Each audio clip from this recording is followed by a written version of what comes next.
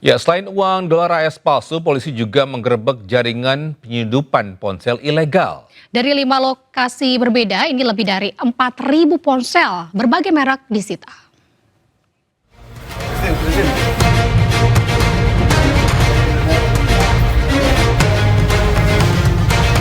Direktorat Tipid Deksus Bareskrim Polri menggerebek lokasi penyimpanan barang impor ilegal di kawasan Kamal Muara, Jakarta Utara. Di lokasi ini, petugas menemukan ratusan suku cadang ponsel berbagai merek, mulai dari casing, mesin dan bodi, hingga baterai dan kemasan ponsel. Sementara itu, di kawasan Pantai Indah Barat Penjaringan, lebih dari 100 ponsel disita. Pengungkapan berlanjut di 3 lokasi penyimpanan barang impor ilegal di Jakarta Barat. Dari 5 lokasi berbeda, lebih dari 4.000 unit ponsel, beserta aksesoris dan suku cadang berbagai merek disita. Hingga saat ini, Bareskrim Polri masih melakukan penyelidikan. Dari Jakarta, Helmi Sajangbati, iNews melaporkan. Pemirsa, dampak tendangan kungfu yang dilakukan Fadly Alberto dipastikan posisinya dicoret dari timnas U20 Indonesia. Hasil pemeriksaan, insiden ini dipicu akibat tindakan rasisme.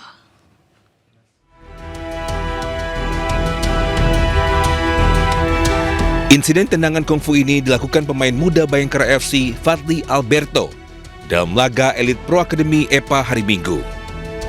Aksi ini langsung menjadi sorotan karena dinilai mencoreng sportivitas dalam sepak bola usia muda. PSSI mengutuk keras aksi Alberto ini dan meminta Komisi Disiplin bisa memberikan sanksi berat. Ketua Umum sangat mengutuk keras atas insiden ini dan meminta saya untuk segera berkoordinasi dan menyampaikan laporan kepada Komdis, dan Ketua Umum juga berharap Komdis untuk memberikan sanksi yang seberat-beratnya terhadap siapapun yang terlibat dalam insiden ini. Sementara itu, Chief Operating Officer atau CEO Bayangkara FC sekaligus Ketua Badan Tim Nasional Sumarji meminta maaf atas insiden ini. Sumarji menyebut insiden dipicu akibat Alberto terpancing emosi dari tindakan rasisme yang datang dari arah bangku cadangan lawan. Meski ada dugaan provokasi rasisme, Sumarji menegaskan bahwa tindakan kekerasan tetap tak bisa dibenarkan. Saya selaku Ketua Badan Timnas minta maaf, selaku mewakili klub Bayangkara Presisi Lampung FC saya juga minta maaf.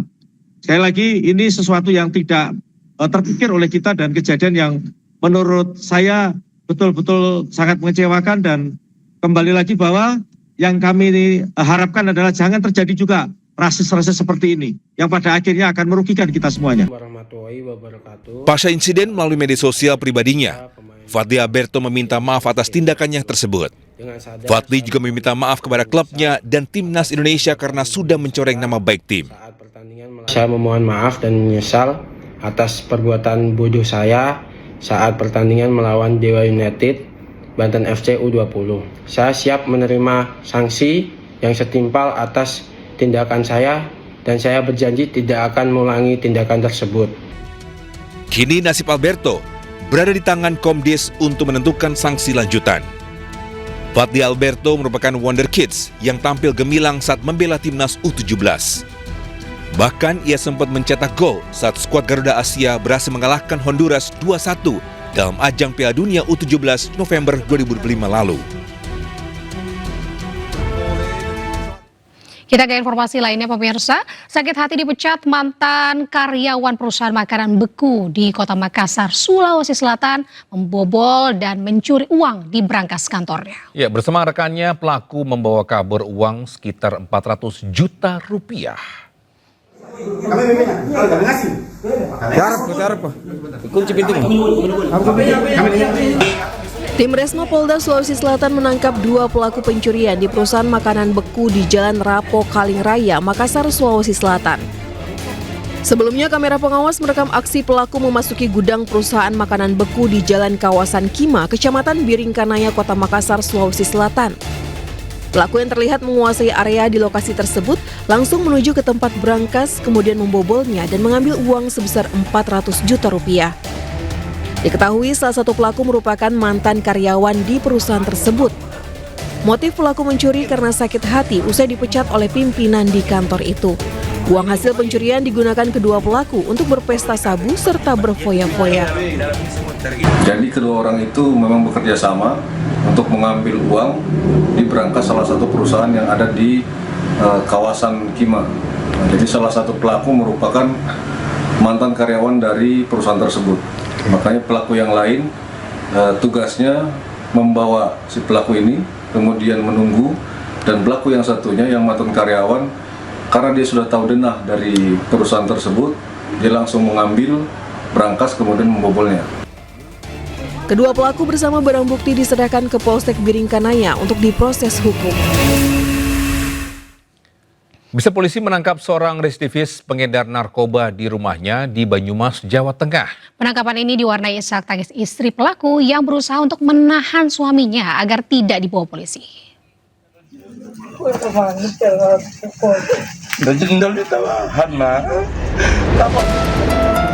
Tangis wanita ini pecah saat mengetahui suaminya ditangkap anggota Satres Narkoba Polresta Banyumas di rumahnya di Karangklesem, Kecamatan Purwokerto Selatan, Banyumas. Wanita ini tak menyangka jika suaminya merupakan pengedar narkoba yang telah menjadi target operasi aparat kepolisian. Dirinya terus menahan suaminya agar tidak dibawa aparat kepolisian. Namun istri pelaku ini kemudian berhasil ditenangkan oleh anggota Satres Narkoba Polresta Banyumas dan membawanya menjauh dari pelaku. Penangkapan pelaku berinisial SP ini dilakukan setelah polisi mendapat informasi adanya pengiriman barang narkoba jenis sabu ke pelaku. Polisi pun melakukan pengintaian dan berhasil menangkap pelaku dan mendapati satu paket sabu berukuran kecil. Setelah dilakukan interogasi, pelaku yang juga merupakan seorang residivis dengan kasus yang sama ini mengaku jika 2 paket sabu lainnya dibuang ke tempat pembuangan sampah di tepi sungai. Selang 1 jam, polisi mendapati 2 paket sabu yang dibuang pelaku sehingga total seluruh barang bukti sabu di tangan pelaku seberat hampir 50 gram.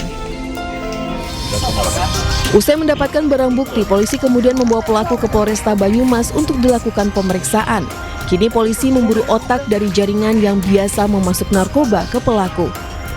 Sementara itu pelaku dijerat dengan Undang-Undang tentang Narkotika dengan ancaman hukuman 20 tahun penjara.